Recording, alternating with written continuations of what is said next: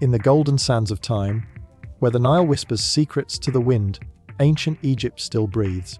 Its monuments are not just stone and story, they are living echoes of eternity, built by hands that believed death was only a doorway.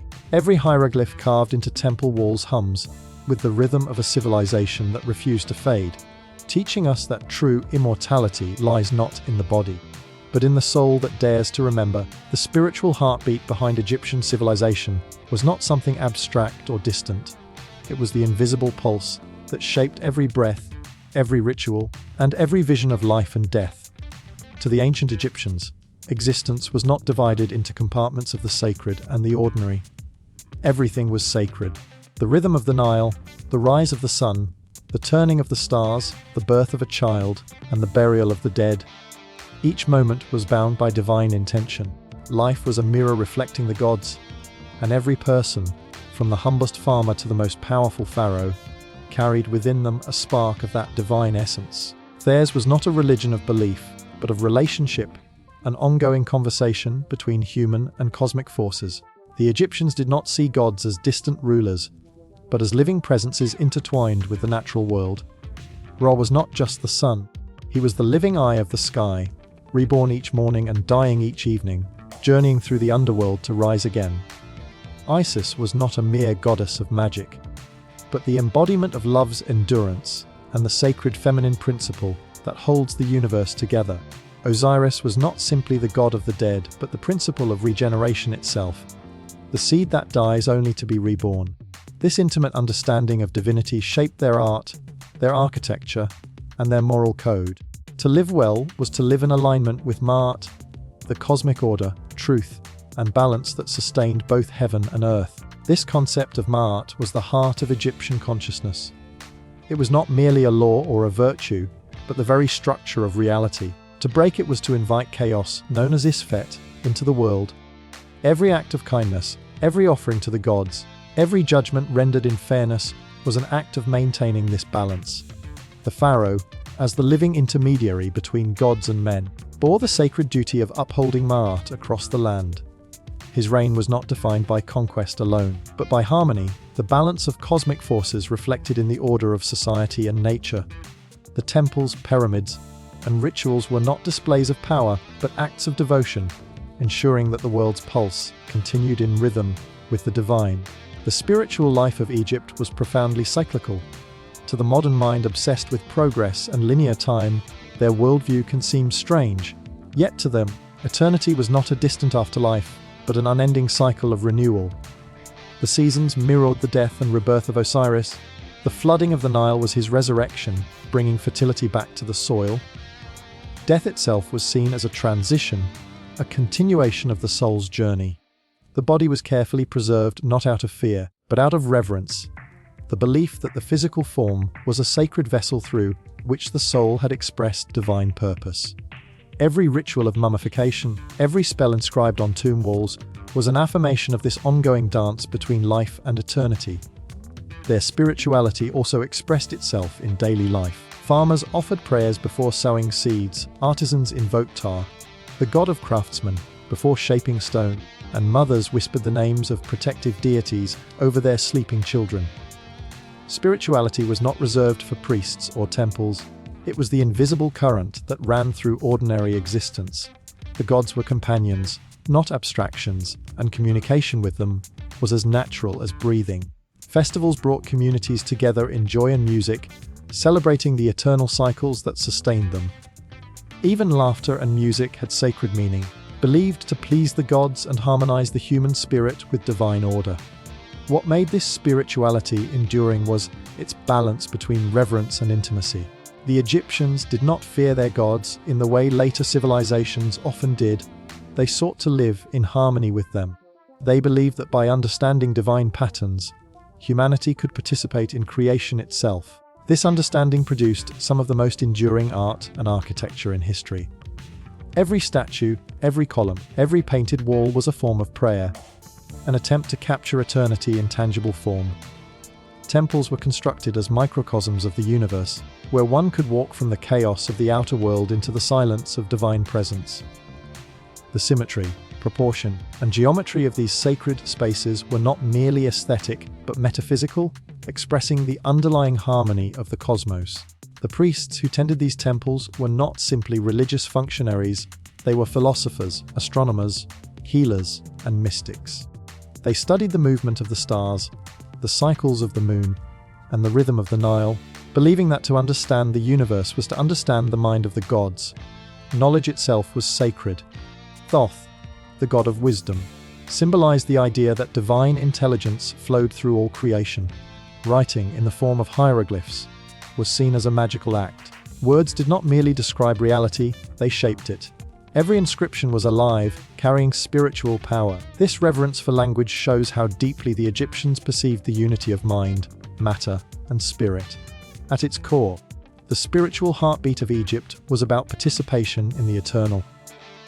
The people did not worship to escape the world, but to affirm their place within it. They believed the soul, or Ba, could travel between realms, visiting the living in dreams or returning to sacred places it loved. The Kai, the vital essence, remained close to the body, nourished by offerings and remembrance. Death, then, was not a severance but a shift, a movement into another mode of being, still connected to the living world. In this way, the Egyptian soul was never alone. It belonged to an unbroken continuum of life, a cosmic family where gods, humans, and ancestors coexisted in endless reciprocity. The eternal dialogue between life, death, and the afterlife was the core melody of Egyptian existence. A conversation that never ceased, flowing like the Nile between two worlds. To the ancient Egyptians, death was not an end but a transformation, a crossing into a realm that mirrored life in beauty and structure. The same sun that rose over the living descended into the underworld each night, only to rise again. This daily cycle was the grand metaphor of all existence. They saw in nature's rhythm the reflection of divine truth, that every dying seed becomes a new flower, every sunset promises a dawn, and every human life continues beyond the veil. Death, therefore, was not to be feared, but understood, prepared for, and embraced as part of the soul's eternal rhythm. Life itself was viewed as a sacred preparation. Each action, each offering, each moral choice contributed to one's readiness for the great journey beyond the tomb. The Egyptians lived with an acute awareness that the visible world was only a shadow of a more permanent reality. To live rightly, in harmony with Ma'at, was to ensure that one's heart would be light when weighed against the feather of truth in the hall of judgment. This belief infused their lives with a quiet discipline and moral purpose. To lie, steal, or harm others was not only a social wrong, but a spiritual wound that could disrupt the balance of the cosmos and endanger the soul's passage into eternity. In this dialogue between worlds, Osiris was both the symbol and the center. Once a king upon the earth, he was slain and resurrected, becoming the ruler of the afterlife and the promise of renewal. His story was not merely myth, but the blueprint for all human destiny. Just as Osiris was dismembered and made whole again through the love and magic of Isis, so too would every soul undergo the dissolution of death and the reassembly of spiritual identity. To the Egyptians, resurrection was not miraculous, it was natural, an eternal law of existence. The rituals of mummification, the recitation of spells, the placement of amulets, all were acts of assisting this divine transformation, ensuring that the soul could awaken and recognize itself in the next world. The tomb was not a place of mourning, but a house of life. It was carefully designed as a bridge between realms, filled with everything the deceased might need: food, clothes, tools, and images of servants carved to serve eternally. The walls were covered with scenes of daily joy, fishing in the Nile, feasting with loved ones, walking through blooming gardens. These were not nostalgic memories, but living blueprints meant to recreate the world of the living in the afterlife. The belief was clear: what was imagined with devotion became real beyond death. The Book of the Dead, a collection of prayers and incantations, served as a map for the soul's journey, guiding it past demons and gates, through judgment, and into the fields of peace. Each line was a key unlocking another level of spiritual freedom. The Egyptians imagined the afterlife not as a distant heaven, but as an idealized continuation of earthly life. A perfect Egypt, known as the Field of Reeds. Here, the soul would farm fertile lands without toil, feast without hunger, and live in eternal harmony with the gods. Yet entry into this paradise required purity of heart. At the moment of judgment, the deceased would stand before Osiris and the 42 assessors, proclaiming innocence through the negative confession. I have not stolen. I have not lied. I have not killed unjustly. Then came the weighing of the heart. If it balanced the feather of Ma'at, the soul was free to enter eternity.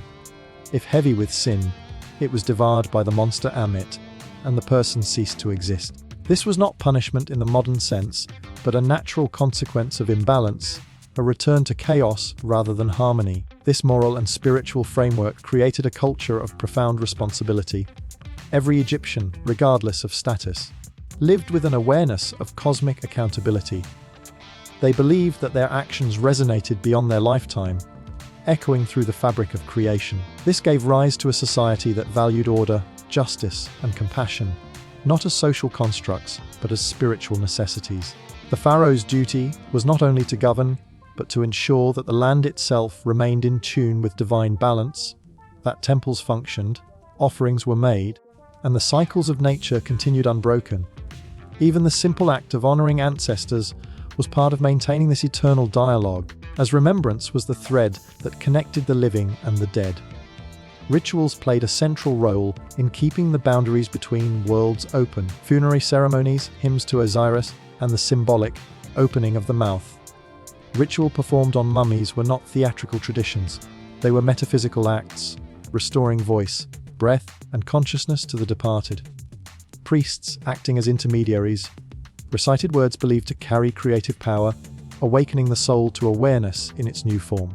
The family of the deceased would visit tombs during festivals like the beautiful Festival of the Valley, bringing food and flowers, sharing news, and speaking to their ancestors as if they were still present.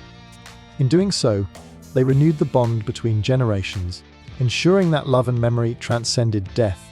Even the architecture of their sacred spaces reflected this dialogue. The temples aligned with the rising sun, their corridors designed as symbolic journeys from darkness into light, echoing the soul's passage through death into rebirth. The pyramids themselves were not merely tombs but engines of ascension, built to guide the pharaoh's spirit toward the stars. Every line of their construction was imbued with purpose. Geometry became theology. To walk within such spaces was to move through a living prayer, an encounter with eternity made stone. The Egyptian understanding of life and death was, therefore, not separate from their understanding of time itself. They did not perceive time as a river flowing away, but as a circle returning upon itself. The soul's journey mirrored the eternal rising and setting of the sun, the annual flooding of the Nile, the birth and death of all living things. To die was to return to the source, to rest in the embrace of Osiris and rise again with Ra at dawn. This cyclical vision made their world luminous with meaning, for nothing was ever truly lost, and every ending was only another form of beginning.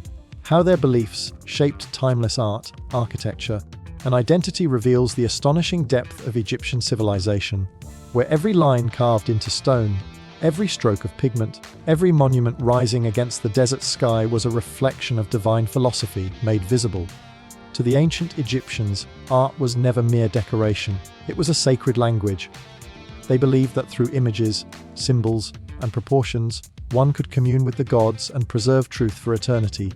The artist, therefore, was not simply a craftsman, but a vessel of spiritual continuity, giving form to invisible realities that sustained the harmony of the world.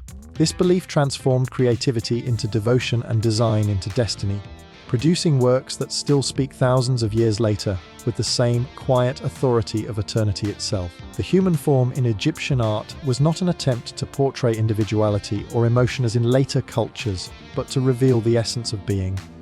The rigid, formal postures, the calm expressions, and the idealized proportions were not limitations, they were intentional. To show a person as divine meant depicting them in a state of timeless perfection, untouched by decay or impermanence. Every image of a pharaoh, scribe, or god was created to exist beyond time, to embody the eternal aspect of life rather than fleeting personality.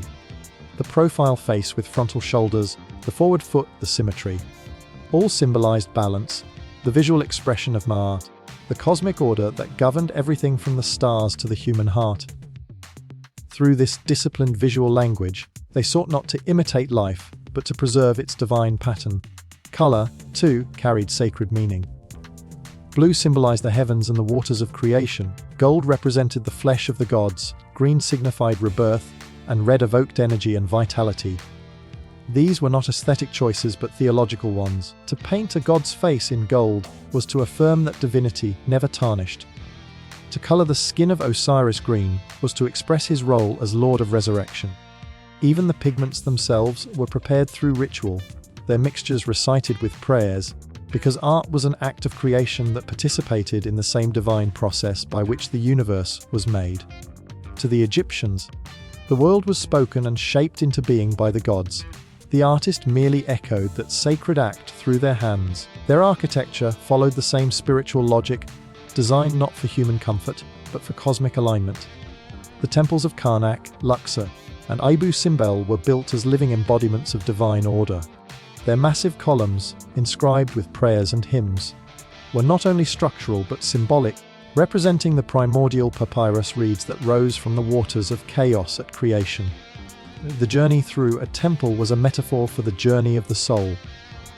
From the brightness of the outer world, through shadowed halls into the Holy of Holies, where the divine presence dwelled in silence. Light and shadow, space and sound were all orchestrated to mirror cosmic truth. Even the orientation of temples toward the sunrise or the stars was deliberate, so that architecture and astronomy became one continuous act of reverence. The pyramids were the supreme expression of this vision. Rising from the desert like steps to heaven, they embodied the idea of ascension, of the soul's journey toward the eternal. The pyramid's geometry reflected the rays of the sun, connecting the Pharaoh to Ra, the solar god. Within their chambers, narrow shafts aligned with specific stars, guiding the spirit toward the imperishable constellations. The walls were lined with texts, spells and hymns that acted as spiritual maps for the pharaoh's passage into the afterlife. Every stone was placed with precision, not for mere durability, but because perfection in form reflected perfection in spirit. To construct a pyramid was to participate in the creation of the cosmos itself, ensuring that the divine order on earth mirrored the eternal order above. This same spiritual aesthetic flowed into their daily lives. Even the simplest amulet carried symbolic power. The ankh symbolized life, the scarab represented transformation, and the Eye of Horus was a talisman of healing and protection. These objects were small embodiments of the same principles that shaped the pyramids and temples, linking every individual to the great chain of divine order. Jewelry, pottery, and household tools were crafted with symbolic geometry, their beauty inseparable from meaning. To wear an amulet or to carve a figure was not superstition. It was participation in the sacred, a dialogue with unseen forces that maintained the world's equilibrium. Egyptian identity itself was molded by these beliefs. The people saw themselves not merely as subjects of a king, but as participants in a cosmic drama. Their pharaoh was the living image of Horus, the divine bridge between heaven and earth, and his rule symbolized the victory of order over chaos. To honor him was to uphold the universe. To defy him was to invite disorder into the world. This sense of sacred duty bound the nation together in purpose, giving their civilization a stability unmatched in human history. The same faith that built pyramids and temples also built communities, uniting farmers, priests, and artisans in a shared devotion to the eternal. Even their writing, hieroglyphs, was a form of art inseparable from spirituality. The word Medu Neter meant, the words of the gods. Each symbol carried both sound and spirit. To write was to summon living forces. Inscriptions on tombs, monuments, and papyri were not mere records, but acts of invocation. A name written in hieroglyphs ensured that the person would live on, for to erase a name was to erase a soul. The walls of their tombs, covered with prayers and images, were living texts meant to preserve the consciousness of the dead and maintain their connection to the world of the living.